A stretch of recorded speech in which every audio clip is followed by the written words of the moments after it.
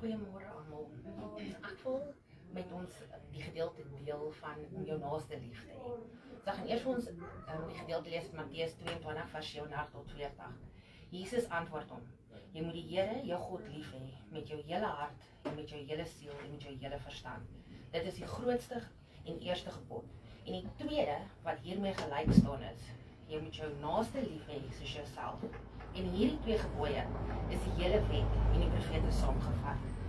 Nou ons vra onsself dan gewoonlik, maar hoe is dit moontlik as soveel keer ons seer gemaak word deur ons naastes, dan is ons soos van, hoe kan mense naaste lief hê? Nou, ek wil net ons moet eers kyk oor hoe ons naaste, hoe verskil ons? Ons verskil kultuurgewys, hoe ons dink, hoe ons groot gemaak is. En dit is so belangrik om dan te besef dat elke persoon is uniek. Ons het verskillende wyse van dink ook.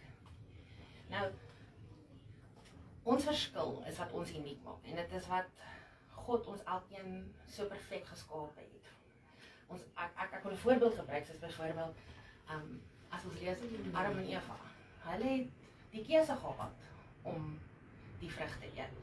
God het nie, as hy ons geskape het, om dit presies te doen soos ek altyd soos 'n skaapie te wees. Sou die vrug nie geëet gewees het nie. So ons het elkeen ons unieke manier, ons moet self ons keuse maak. En dan vra ons onsself, wel ek ons moet onsself vra. As nou gesê word jy moet jou naaste lief hê, maak jy dit moontlik dat jou naaste jou kan lief hê? Daai eie ek, daai wil van maar hoe ek sê is wet en wat ek glo, dis hoe dit moet wees.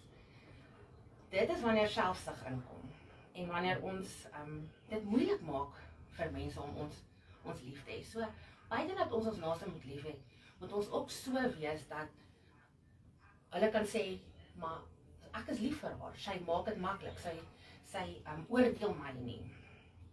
So, ons moet ophou om vasgevang te wees in ons eie ek.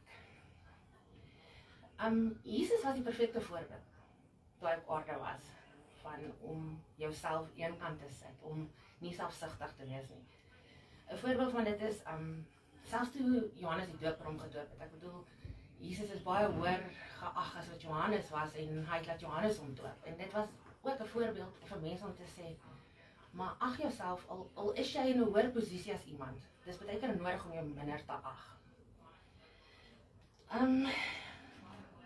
En dan ook, die voorbeeld wat ook wonderlik is wat hy was met sy 12 disippels. Dis totaal en al verskillende mense gewees. En die een was dieselfde nie, en hy het saam met hulle aan 'n tafel gesit, hy wat Jesus was. Saam met sondaars, saam met mense wat ander gesê het, maar jy mag nie met hulle vriende wees nie. Jesus was vriende met hulle. 'n groot voorbeeld was Matthew, die tax collector. Ek sê altyd as met sy storie, hy is eintlik baie eensame mens, want niemand wou met hom vriende wees nie. Hy was so geoordeel oor die werk wat hy gedoen het in dit. En Jesus het hom ingebring en gesê, jy is goed genoeg. So, al is dit baie keer moeilik. Ek sê nie altyd ons gaan saam met almal stem nie. Ons moet ook nie. Ek byvoorbeeld gaan nie net saam met iemand stem as hulle iets sê nie. Maar dit is nie altyd nodig vir my om te sê, maar jy is verkeerd. Baie keer is dit net om stil te staan en terug te tree en te sê, dis okay dat daai persoon so dink. Dit is dalk hoe hy groot gemaak is.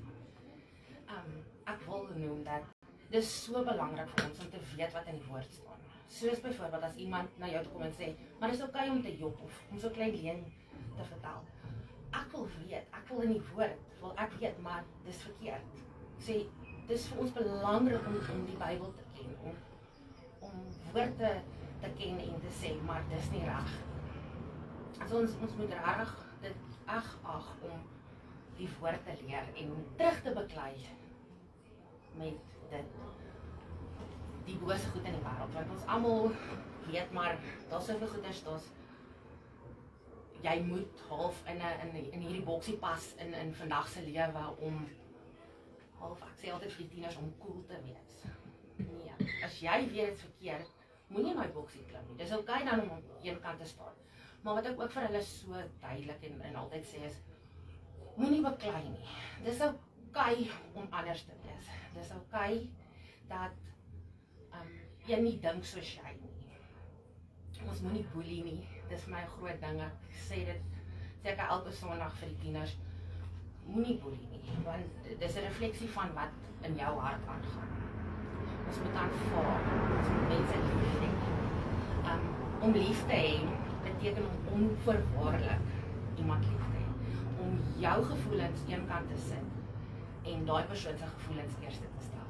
En dit is wat God wil hê. God wil hê ons moet daai liefde hê vir ons naaste. En 'n voorbeeld van dit is soos wat God wat sy seun gestuur het om te sterf vir ons sondes. Wat 'n voorbeeld van liefde is daai nie. So daar's soveel voorbeelde van om lief te hê, maar die grootste ding is om lief te hê is om jouself tweede te sit en iemand anders te eerste te sit. Nie noodwendig dat jy saamstem nie, maar dis wat God van ons verwag. Jesus was vir my, ek sê net altyd, die kort tydjie wat op aarde was hy die perfekte voorbeeld van liefde. So ja, ek wil net afsluit met Romeine 13 vers 10, die liefde doen die naaste geen kwaad aan nie, daarom is die liefde die volle uitvoering van die wet. So wees lief vir mekaar. En dis die boodskap wat ek net vir julle kom. Ja, oké. Sluit, moet ek afsluit? Oké, maar ek sluit vir julle voor. Ons groot almagtige God en Hemelvader, dankie vir u liefde. Dankie dat ons daar kan wees vir mekaar. Gaan asseblief saam met ons as ons tekortkome het. En dan, liewe Jesus, dankie vir die dag. Vat hierdie boodskap en maak dit elkeen sy eie. Dankie Jesus. Amen.